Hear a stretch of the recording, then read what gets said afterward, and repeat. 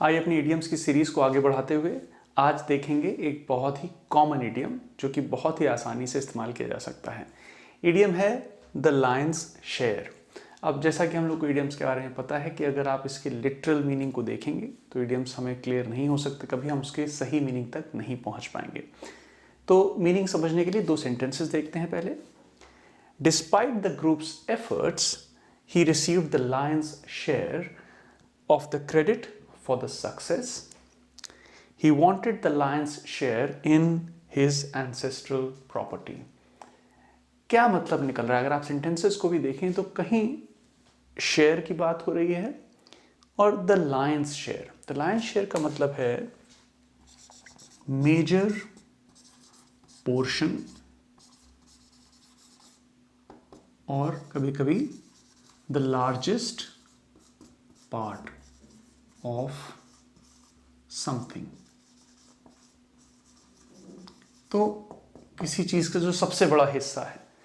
तो अगर आप यहां देखें, डिस्पाइट द ग्रुप्स एफर्ट्स, मतलब एफर्ट तो ग्रुप ने किया, groups efforts, despite the groups efforts, group के एफर्ट के बावजूद ही रिसीव्ड, मेजर क्रेडिट कौन ले गया? The lion's share of the credit for the success.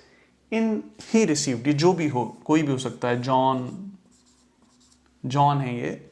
Despite the groups efforts, John received the lion's share of the credit for the success. मतलब सफलता का जो मेजर क्रेडिट था, जो वो उसको चला गया, ग्रुप को नहीं किया। ग्रुप की उतनी सराहना नहीं हुई जितनी इनकी हुई कि इन्होंने बहुत अच्छा काम किया।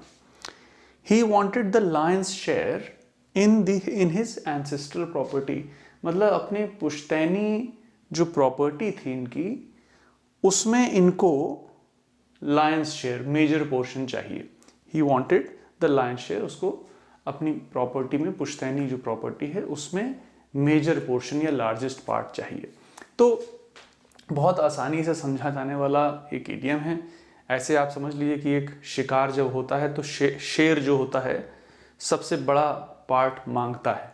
तो द लायंस शेयर आप ऐसे समझ लीजिए कि सबसे बड़े पार्ट की जब बात हो, then we talk of the lion's share.